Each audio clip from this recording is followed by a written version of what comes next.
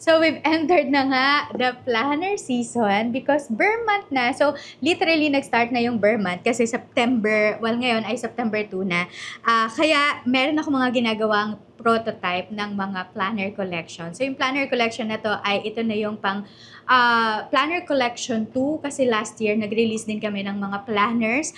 And ngayon, excited kami kasi we've been working hard talaga dun sa mga planners ngayon. So, isa ito na gagawin ko ngayon. This one is the 5-minute self-care planner. So specifically, ginawa ito para sa self-care. So, para alagaan natin yung mga sarili natin. Kasi, ang hirap, di ba? Ang dami nating mga hassles, mga ginagawa sa buhay at bahay natin. So, kaya naman, naisip namin na bakit hindi tayo gumawa ng isang self-care planner. So, yan yung gagawin natin ngayon. So, assemble lang natin to.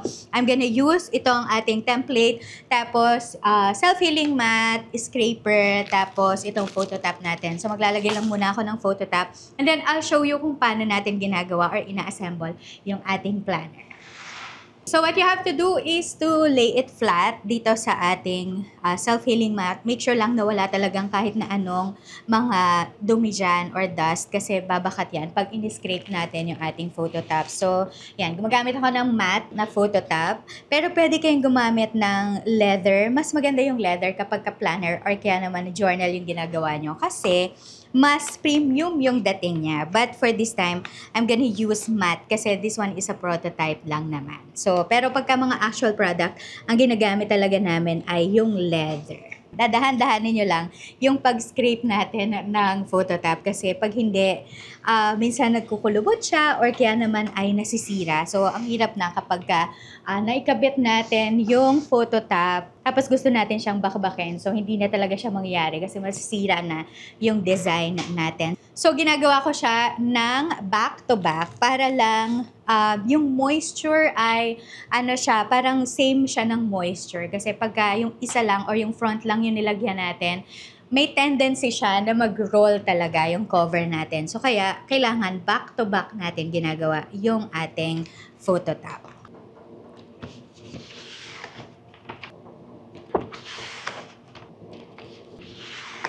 So, kakat lang natin siya using itong ating rotary cutter. Pero pwede naman kahit gunting lang kasi makikita nyo naman na meron na siyang border. So, ako lang ginagamit ko itong rotary cutter para mas mabilis lang ako makapag-cut ng aking mga covers. Especially pagka maramihan na talaga yung production.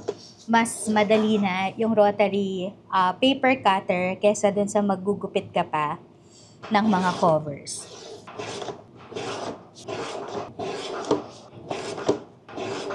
So now, ay time na para naman i-cut natin yung ating pinaka-inside pages dahil naglalagay ako ng borders. So, nire-resize ko siya in such a way na mas malaki siya ng konti sa A5 size, tapos mas maliit naman siya ng konti doon sa short band paper. So, not too big, not too small din naman yung size natin.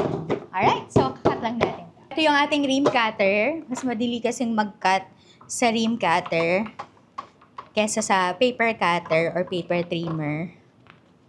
So, ito kasi isang ganito lang, isang pull lang, makakat na talaga.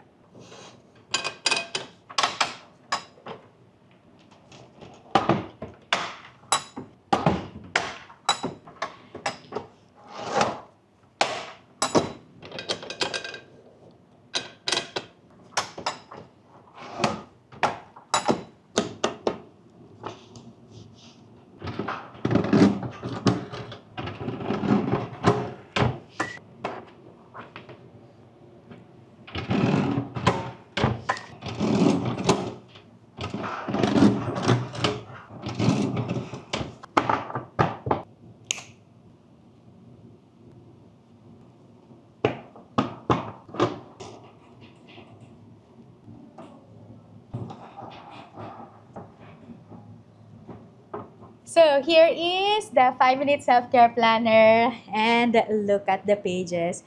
Ang ganda nito, grabe. Matutuwa talaga kayo dito sa planner na to.